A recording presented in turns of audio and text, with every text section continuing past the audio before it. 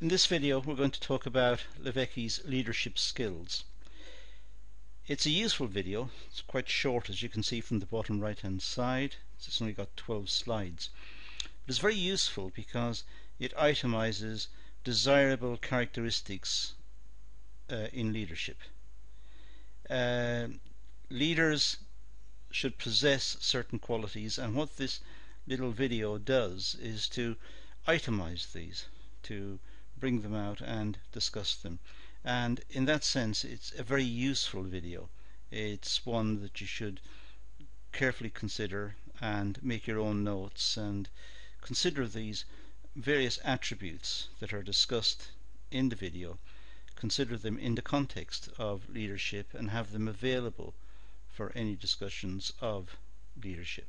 So what Levicki has done here is bring out a lot of what we consider to be almost common sense attributes of leadership, but at the same time has managed to produce these in a way which makes a coherent set of skills that we consider to be important in this context. So make your own notes, pad out your own notes, and do some research into the area. But let's have a look in and see what this list of skills are. Well, as you can see from the slide in front of you, it's quite detailed. There are many different skills listed on the left hand side, and the meanings are discussed on the right hand side. And simply what I'm going to do here is to go through this list in the remaining slides and discuss each of these points. We start with tenacity. Now, tenacity simply means having continual effort applied to achieve a particular outcome. Tenacity means determined to get the outcome, determined to fix the problem or to solve the problem or whatever is confronting the person. They have a tenacious attitude. They are willing to try hard to achieve. They don't give up. Tenacity means not giving up. They are going to continually try until they succeed. So that is seen as one particular skill of good leaders. Next, stamina. According to this typology, stamina is important. The leaders should be able to continually try until they get the outcome. They don't give up again. They're tenacious, as we've just seen, but they also have the stamina, the ability to keep going. Both the mental ability, the mental stamina, and the physical stamina to achieve the outcome. So they are prepared to put the effort in. Long-term wisdom. Well, capable of good forecasting and strategic thinking. We think of leaders as people who are capable of forecasting accurately what's likely to happen. It doesn't mean that they can see the future. It just means that they have a good balanced view of the pros and cons of what may or may not happen, and they're able to make good decisions. They're capable of thinking strategically and able to assess situations very accurately. So we consider them as having long-term wisdom. But they've also got emotional intelligence, which means that capable of explaining the personal motivations of people. Emotional intelligence sometimes could be wrapped up with having feelings about situations. Sometimes when leaders look at the facts of the situation, look at what needs to be done, they have a feeling whether they should go in one direction or the other. The feeling is not necessarily born out of the facts or the situation they find themselves in. It's a feeling they have. It's an emotional feeling. But they're also able to deal with people and understand the people's feelings regarding the situation. So they're able to weigh up factors which are not quantifiable. They're not objective. They're able to read situations, read what people who are involved in the situation feel about it.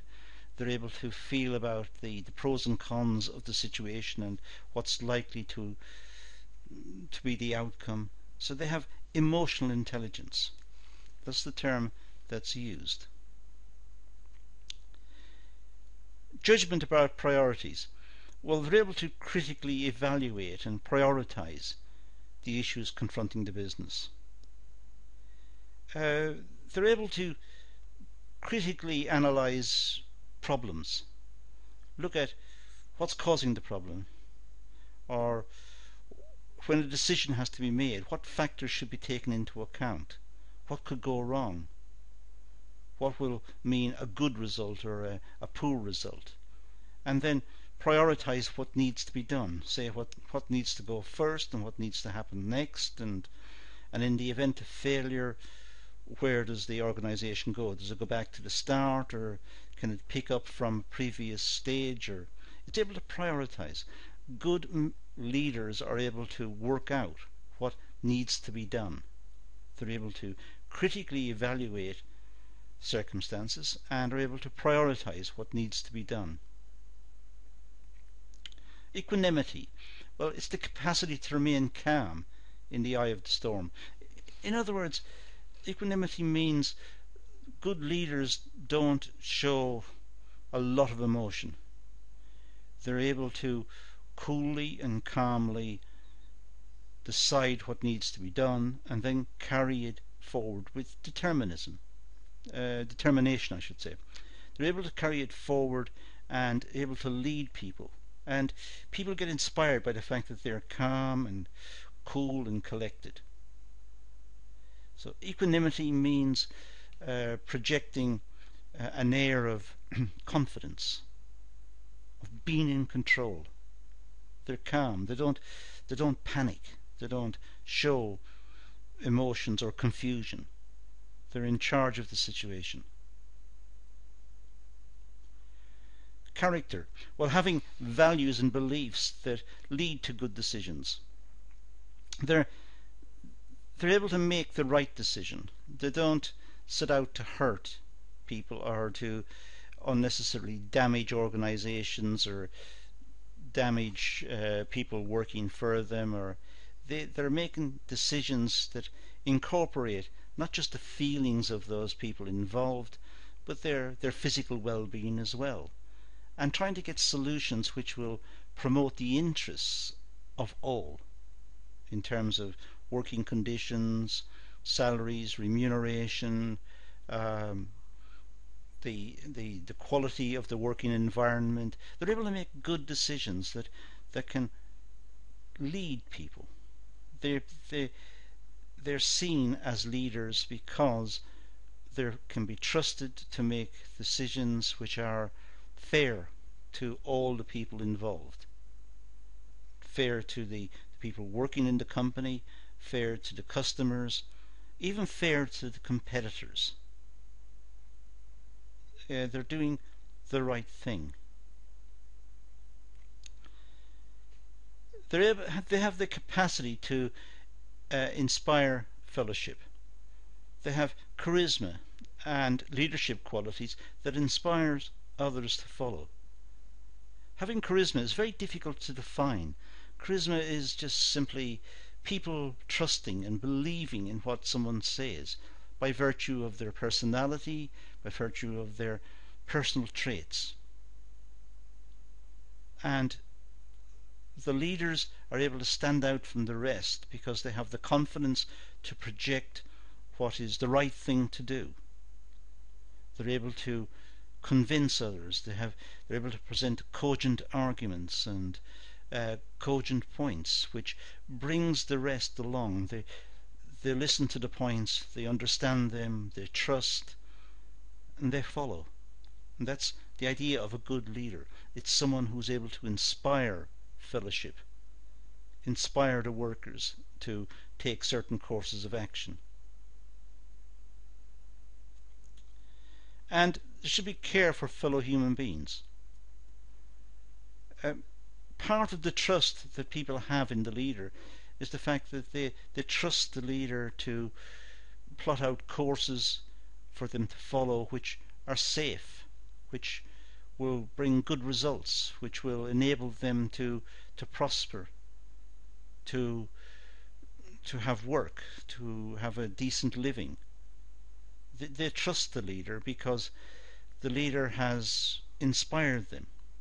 And part of that inspiration, the previous point I made to this one, but part of that inspiration is based on the points above: the tenacity, the stamina, the long-term wisdom, the emotional intelligence, judgment and priorities, equanimity, the character, capacity to inspire fellows.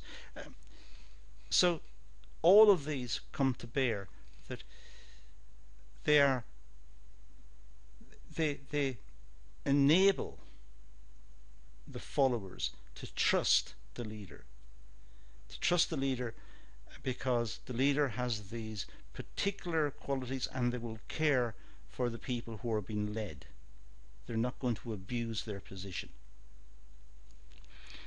So it's a good list of points, and Levicki brings out quite a lot of interesting points in these, and they're ones which many people can relate to. They can imagine these in the context of a leader, and it's probably a good exercise for you to think about a leader, perhaps a political leader or a company leader, or even a leader who's very popular in sport, in some sporting arena, and look at that person in the context of these points to see if they have tenacity and stamina, if they have got wisdom, and so on, and try to make a list, and you will find that many of these points, ideally all of them, should apply in the context of that person. So we can see that many real life leaders possess these qualities. But that's all I'm going to deal with. I said it was a short video, and it is just 12 slides. So let's leave it at that and say thank you for watching.